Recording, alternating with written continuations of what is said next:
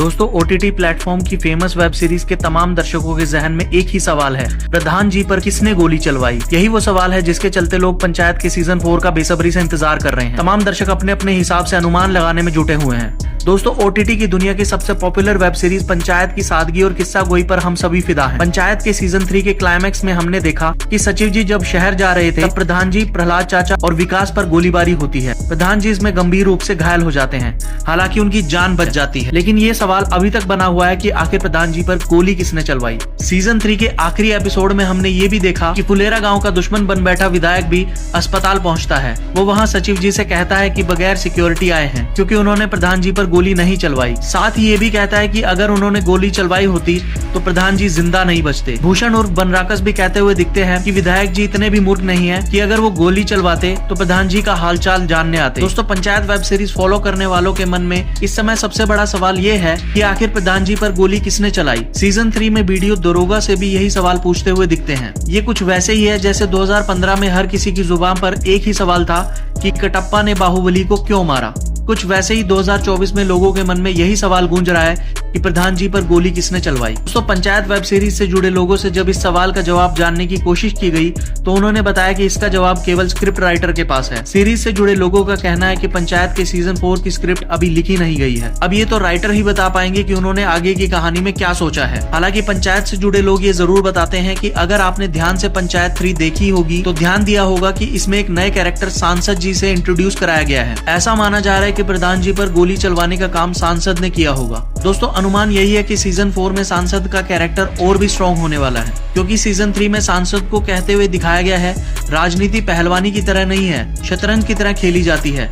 इसलिए माना जा रहा है कि असली राजनीति पंचायत 4 में खेली जा सकती है और उसकी शुरुआत प्रधान जी पर गोली चलवाने के खुलासे के साथ शुरू हो सकती है। पंचायत 3 में विधायक की रेपुटेशन पहले ही बेहद खराब हो चुकी है, इससे पार्टी को और भी ज्यादा नुकसान हो सकता है।